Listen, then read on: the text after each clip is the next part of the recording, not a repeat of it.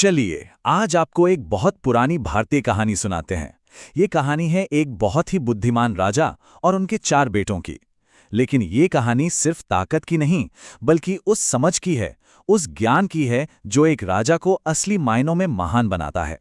तो उस राजा की फिलॉसफी क्या थी?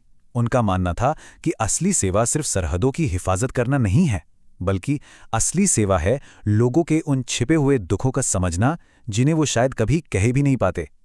ये एक ऐसी सोच है जो उस समय के हिसाब से तो एकदम रेवोल्यूशनरी थी। तो इस कहानी में हम क्या-क्या देखने वाले हैं?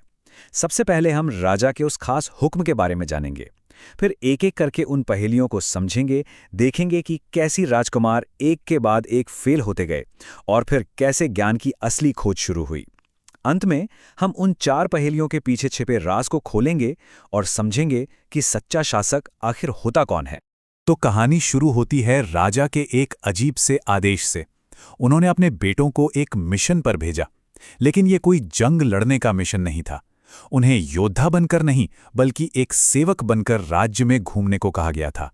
उनका सिर्फ एक ही काम था, लोगों के दुख के असली कारण को समझना। राजा ने साफ साफ कहा, तुम्हारी नजरें सिर्फ चोरों को ना ढूंढने, ये भी देखो कि कोई भूखा तो नहीं सो रहा। मतलब फोकस पूरी तरह से बदल गया था। बाहर के दुश्मनों से ज्यादा अब अंदर की तकलीफों पर ध्यान देना था। और राजा ने उन्हें पूरी ताकत दी, कहा कि राज्य का खजाना, सेना, सब कुछ उनके हाथ में होगा। तो सबसे बड़ा बेटा निकल पड़ता है अपने सफर पर। रास्ते में उसे एक रहस्यमयी साधु मिलता है जो उसे एक जादुई घोड़ा देता है और कहता है कि ये घोड़ा उसे उसकी परीक्षा तक ले जाएगा। और घोड़ा उसे कहाँ ले जाता है? एक अजीब सी जगह पर। एक खूबसूरत बगीचा है जिसके चारों तरफ लकड़ी के खूंटों की बाड़ लगी है, उससे बचाने के लिए। लेकिन अचानक वही खूंटे जो रक्षा के लिए थे दराती में बदल जाते हैं और पूरी फसल को बेरहमी से काटने लगते हैं। साधु की चुनौती यहीं से शुरू होती है। अब साधु राजकुमार से पूछते हैं, बताओ, ये जो तुमने देखा, ये समाज की किस सच्चाई की तरफ इशारा कर रहा है? सोचिए, क्या मतलब हो सकता है इसका? जब रक्षक ही भक्षक बन जाए, लेकिन राजकुमार जो ठहरा एक योद्धा, उससे इसका गहरा मतलब समझ ही नहीं आया। और नतीजा, राजकुमार फेल हो गया। साधु ने कहा, अगर तुम ये नहीं देख सकते कि जब रखवाला ही चोर बन जाए तो क्या होता है, तो तुम्हें जीने का भी कोई हक नहीं है। और बस राजकुमार वहीं पत्थर का बन गया। ये कोई मामूली पहेली नहीं थी, ये तो लीडरशिप का इम्तिहान था, जहां नासमझी की सजा मौत थी। अब जब बड़ा भाई वापस नहीं आया तो जाहिर है बाकी दोनों भाइयों को चिंता हुई। तो दूसरा और तीसरा राजकुमार भी उसे ढूंढने उसी रास्ते पर निकल पड़े और उनका भी सामना हुआ उसी साधु से और अपनी अपनी अनोखी पहेलियों से। दूसरे राजकुमार को क्या दिखाई देता है? एक और भी ज्यादा परेशान करने वाला नजारा। एक नन्हा सा बछड़ा जो ठीक से खड़ा भी नहीं हो पा रहा, वो अपनी ही बूढ़ी मां का दूध पी रहा है। मतलब प्रकृति का पूरा नियम ही उलट गया था। जहां एक बच्चे को मां को सहारा देना चाहिए, वहां वो उसे ही निचोड़ रहा था। और फिर वही सवाल, ये भविष्य की किस कड़वी सच्चाई की ओर इशारा कर रहा है? ये पहेली समाज के नैतिक पतन के बारे में थी, जब अपने ही कर्तव्य उल्टे पड़ जाएं। लेकिन बड़े भाई की तरह दूसरा राजकुमार भी इसका मतलब नहीं समझ पाया। अब बारी थी तीसरे राजकुमार की। उसे एक ऐसा आदमी दिखता है जो लकड़ियों की एक भारी गट्ठर के नीचे लगभग दबा हुआ है, लेकिन फिर भी वो और लकड़ियां उठाने के लिए एक एक टहनी के लिए अपनी जान जोखिम में डाल रहा है। ये सीन इंसान के लालच को, उसकी कभी ना खत्म होने वाली भूख को दिखाता है। तो पहेली थी, ये बोझ से दबा हुआ आदमी इंसान की किस कमी को दिखाता है? और इसका जवाब था तृष्णा। वो इच्छा जो कभी पूरी नहीं होती, जो इंसान को हमेशा और की दौड़ में लगाए रखती है। और नतीजा वही हुआ जो पहले राजकुमार के साथ हुआ था। दोनों ही राजकुमार इन दृश्यों का मतलब नहीं समझ पाए और साधु ने उन्हें भी नेतृत्व के लायक नहीं समझा और दोनों को पत्थर का बना दिया। यहां एक पैटर्न साफ दिखता है ना? तीनों राजकुमारों ने समस्या को देखा पर उसके पीछे का सच नहीं समझ पाए।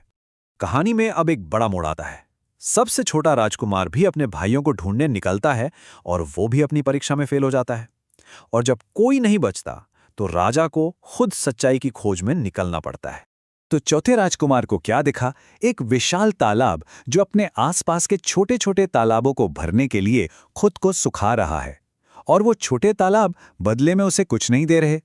ये एक तरह से आत्म बलिदान की कहानी है, पर छोटा राजकुमार भी इसका मतलब नहीं समझ पाया और वो भी पत्थर का बन गया। अब सोचिए उस राजा का हाल। चारों बेटे पत्थर बन चुके थे, लेकिन राजा ने हार नहीं मानी। जब उसे भी जादुई घोड़े की पेशकश की गई तो उसने मना कर दिया। वो खुद पैदल चलकर उस साधु के पास गया अपने बेटों को बचाने के लिए। वो खुद पहेलियां सुलझाने के लिए तैयार था।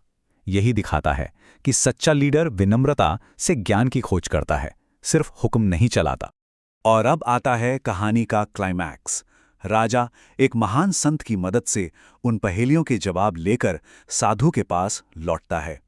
वो तैयार है उन गहरे सत्यों को उजागर करने के लिए। राजा ने एक एक करके हर पहेली का मतलब बताया। पहली पहेली, बाढ़ का फसल खाना, इसका मतलब था विश्वासघात, जब रक्षक ही शिकारी बन जाए।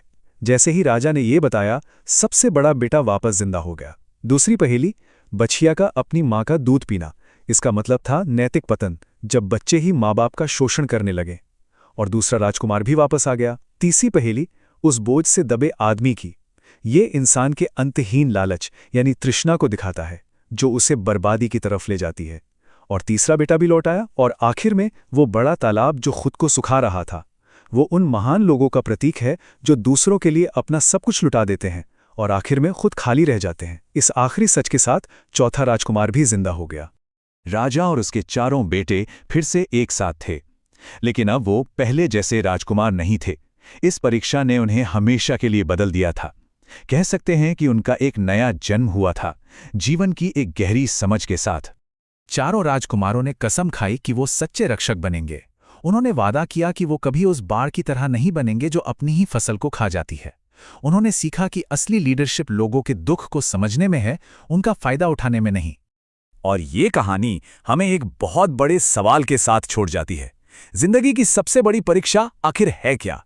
ताकत की या फिर समझ की? ये कहानी हमें याद दिलाती है कि असली बुद्धिमानी सिर्फ ये देखने में नहीं है कि क्या हो रहा है, बल्कि ये समझने में है कि उसका असली मतलब क्या है।